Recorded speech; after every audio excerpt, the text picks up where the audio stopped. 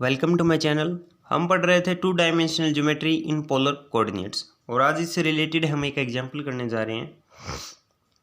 Show that directrix of equation of the conic L divided by R is equal to 1 plus e cos theta corresponding to the focus other than the pole is L divided by R is equal to minus 1 minus e square divided by 1 plus e square into में ई cos theta. हमें conic की equation दे रखी है, हमें ये prove करना है कि अगर फोकस के रिस्पेक्ट में अगर हम देखते हैं तो हमारी डायरेक्ट्रिक्स की इक्वेशन कुछ ऐसी आएगी। तो हमने मान लिया कि ये हमारा कोई एक कॉनिक है, इसके दो फोकस है, एक एस और एक एस डैश। ये एस जो फोकस है उसके कोरस्पोंडेंस में हमारी डायरेक्ट्रिक्स क्या है, जेड जेड डैश, और जो एस डैश फोकस है उसके कोरस्पोंडिंग डायरेक्ट्रिक्स है एम एम डैश आ गई, राइट। ये हमारा पॉइंट के डैश है और ये हमारा पॉइंट क्या है, के है। इन पॉइंट पे ये हमारी जो एक्सिस है कोनिक की वो इंटरसेक्ट करती है डायरेक्ट्रिक्स को, राइट। और ये हमारा सेंटर ऑफ द कोनिक हमने सी मान लिया है। अब हमने कोई भी एक पॉइंट माना पी जो हमारा डायरेक्ट्रिक्स पे लाई कर रहा है एम एम डैश पे, पी जिसके कोऑर्डिनेट आर और थीटा हमने मान लिया डायरेक्ट्रिक्स पे, तभी तो हम डायरेक्ट्रिक्स की इक्वेशन बता पाएंगे। तो थीटा दैट मीन्स ये हमारा इनिशियल लाइन के साथ एंगल थीटा बना रहा है। ये पूरा पाई था तो ये एंगल कितना आएगा, पाई माइनस में थीटा आ गया। अब हमने फोकस से कोई भी चीज़ पास करती है, परपेंडिकुलर लाइन फोकस के पास करती है इनिशियल लाइन के परपेंडिकुलर, वो हमारी क्या होती है, फोकल लेंथ होती है। तो ये हमारी फोकल लेंथ है, एल पॉइंट पे कर्व को मीट करती है। अब एल पॉइंट से हमने कर्व इस डायरेक्ट्रिक्स के ऊपर कुछ इस तरीके से टी पॉइंट पर परपेंडिकुलर ड्रा कर दिया है, राइट। हमें क्या पता है कि सेंटर से डायरेक्ट्रिक्स की डिस्टेंस क्या होती है, ए डिवाइडेड बाई ई, और इस सेंटर से डायरेक्ट्रिक्स की डिस्टेंस भी ए डिवाइडेड बाई ई होती है। कुछ ये हमारी जनरल नॉलेज है जो अब तक हम पढ़ चुके हैं।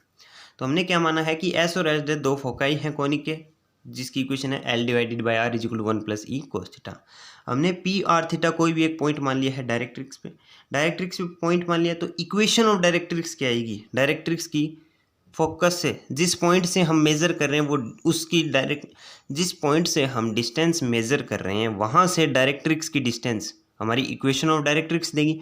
तो वो डिस्टेंस क्या है, एस डैश के डैश है, एस डैश के डैश, वो किसके इक्वल आएगी, इस ट्राइंगल में देखते हैं एम के डैश एस डैश में हाइपोटेन्यूज हमें पता है और हमें बेस निकालना है। तो बेस निकालने के लिए क्या आएगा, M S dash cos pi minus में थीटा, क्यों वेक्टोरियल एंगल क्या है, पाई माइनस में थीटा है, तो ये वैल्यू आएगी कोस पाई माइनस में थीटा। और एम एस डैश किसके इक्वल है, आर के इक्वल है, तो आर कोस पाई माइनस में थीटा आ गया। कोस पाई पर चेंज नहीं होता है, और second quadrant minus theta that is second quadrant cos negative होता है, तो हमारे पास आएगा एस के dash is equal to minus के आर कोस थीटा, कुछ ऐसी वैल्यू होगी। अब ये जो हमारा एस के डैश है उसे हम लिख सकते हैं के डैश माइनस में एस डैश के, कुछ ऐसा लिखा जा सकता है।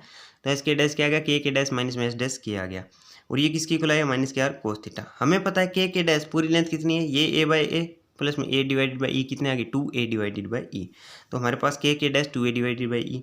और एस के डैश एस डैश के किसके इक्वल है, एस डैश के किसकी इक्वल है, एल टी के इक्वल है। और हम क्या लिख सकते हैं यहाँ से, हम कुछ ऐसा लिख सकते हैं कि एस डैश एल जो हमारी डेफिनेशन ऑफ कॉनिक क्या होती है, distance from focus to the curve is equal to eccentricity into में distance from curve to the directrix. तो वो इसेंट्रिसिटी की डेफिनेशन है वो हमने लगाई, तो हमारे पास आएगा S dash L is equal to e L T, हमारे पास आ गया।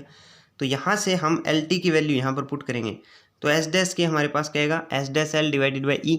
एस डैश एल किसके इक्वल है, ये हमारी लेट्स रेक्टम के इक्वल है, तो वो हमने सेमी लेट्स रेक्टम, तो एल आ गया, एल डिवाइडेड बाई ई हमारे पास आ गया। तो के डैश और एस डैश के यहाँ पर इक्वेशन नंबर 1 में हम वैल्यू पुट कर देंगे, तो हमारे पास आएगा 2a divided by E minus K L divided by E is equal to minus के आर कोस थीटा। ये वैल्यू हमारे पास में आ जाती है, राइट।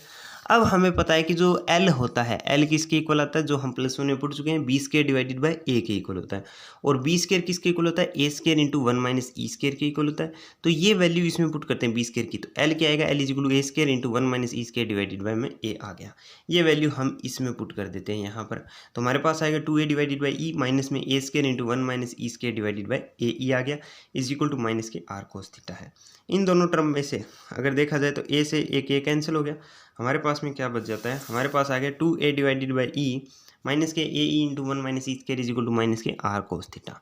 यहाँ पर a divided by E common ले लिए, सॉल्व करेंगे तो 2 माइनस का 1 प्लस ई स्क्वायर यहाँ बचेगा इज इक्वल टू माइनस का आर कोस थीटा है। इसे सॉल्व करेंगे, 2 माइनस में 1 क्या आएगा, 1 आएगा, तो हमारे पास आ गया a into 1 minus E square, ये ई इधर मल्टीप्लाई कर गया इज इक्वल टू माइनस के ई आर कोस थीटा आ गया, इक्वेशन नंबर 2 मान ली। अब हमें ये पता है कि एल किसके इक्वल होता है, B square divided by a square के, ए के इक्वल होता है। बी स्क्वायर किसके इक्वल होता है, A square into 1 minus E square divided by ए।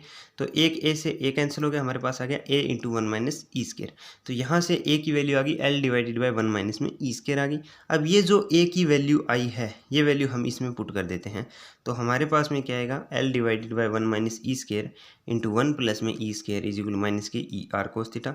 यहाँ पर अगर आर इधर डिवाइड में ले आएँ और ये दोनों टर्म इधर चली जाएँ तो हमारे पास आएगा L divided by R is equal to minus of 1 minus E square divided by 1 plus e square into में ई कोस थीटा। और ये चीज़ हमें प्रूव करनी है कि हमारी डायरेक्ट्रिक्स की इक्वेशन क्या आएगी, ये हमारी डायरेक्ट्रिक्स की इक्वेशन है वो आ जाती है। Thank you.